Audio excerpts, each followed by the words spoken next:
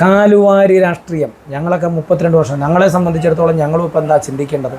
ഞങ്ങൾ പഠിക്കുന്ന രാഷ്ട്രീയം എന്താണ്? നീ ഈ പാർട്ടിയിൽ നിന്നാ രക്ഷപ്പെടില്ല എന്ന രാഷ്ട്രീയമാണ് ഞങ്ങളും പഠിക്കുന്നത്.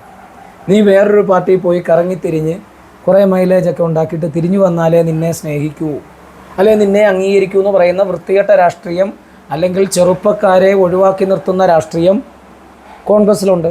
BJPയെ സംബന്ധിച്ചിടത്തോളം ഇന്ത്യയിൽ ഇത്തരത്തിലുള്ള ആൾക്കാരെ പിടിച്ചിട്ടുള്ളത്. കോൺഗ്രസ്സിൽ നിന്ന്, CPMൽ നിന്ന്, CPMൽ നിന്നില്ലെന്ന് പറയാൻ പറ്റൂ. ഉടുമ്പൻചോലം അദ്ദേഹത്തെ പിടിച്ചില്ലേ, രാജേന്ദ്രനെ പിടിച്ചില്ലേ? അത് പണമായിരിക്കാം. ഇതുപോലെ തന്നെ അഖിൽമാരാര് എത്രയോ ആൾക്കാരെ രാഷ്ട്രീയപരമായി പണച്ചാക്ക് കുതിരക്കച്ചവടം നടത്തി ഇന്ത്യയിൽ അധികാരം വന്ന BJP കോൺഗ്രസിൻ്റെ ആൾക്കാരെ പർച്ചേസ് ചെയ്തു. NCPയുടെ ചെയ്തു, മായാവതിയുടെ പാർട്ടിയിൽ നിന്ന് ചെയ്തു, ആപ്പിൽ നിന്ന് ചെയ്തു.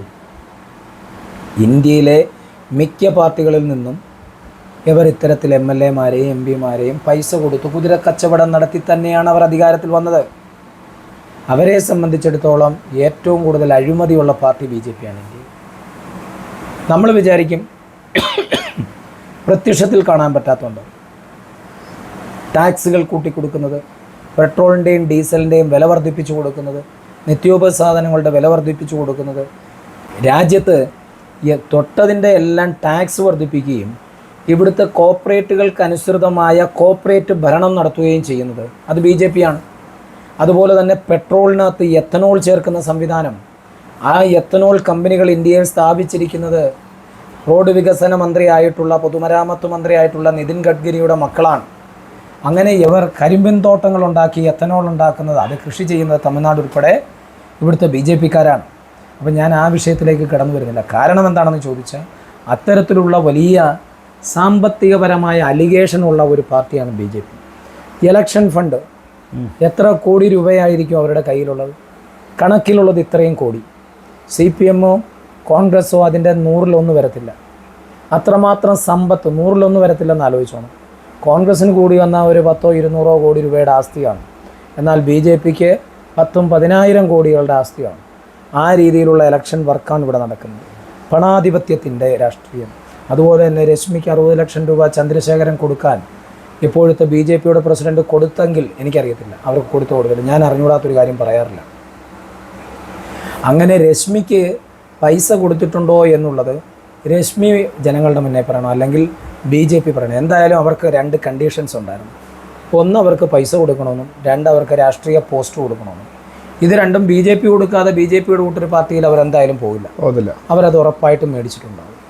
പിന്നെ രശ്മിയെ സംബന്ധിച്ചിടത്തോളം ഇവിടെ വോട്ട് പിടിക്കുമെന്ന് പറയുന്നത്, BJPക്ക് വോട്ടുണ്ടെങ്കിൽ അത് രശ്മിക്ക് ഉണ്ടാകും. രശ്മിക്ക് എല്ലാവരും വോട്ട് കൊടുക്കണമെന്ന് നിർബന്ധമില്ല. BJPയിലും മതേതരത്വ, ജനാധിപത്യ, സോഷ്യലിസ്റ്റ് കാഴ്ചപ്പാടുള്ളവരുണ്ട്. അവരെല്ലാവരും കൊണ്ടുവന്ന് രശ്മിക്കായാലും അഖിലിനായാലും വോട്ട് കൊടുക്കില്ല. പണ്ടത്തെ ജനങ്ങളല്ല. കേരളത്തിലെ BJP എന്ന് പറഞ്ഞാൽ കുറച്ചു പേരെങ്കിലും ചിന്തിക്കും.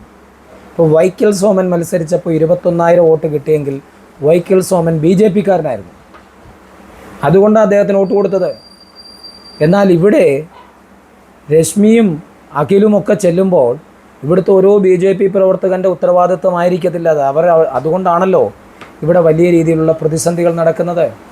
കഴിഞ്ഞ ദിവസം റിപ്പോർട്ടർ ചാനലോ മറ്റേതോ ചാനൽ ഇവിടുത്തെ ഈസ്റ്റ് BJP ജില്ലാ പ്രസിഡൻറ്റ് പുള്ളിക്കാരിയുടെ അടുത്ത് അവരടുത്ത് ചെല്ലുമ്പോൾ അവരോട് ചോദിക്കുന്നു, ആരായിരിക്കും സ്ഥാനാർത്ഥി? അഖിലിൻ്റെ പേര് പറയാനോ രശ്മിയുടെ പേര് പറയാനോ അവർ തുനിഞ്ഞില്ല.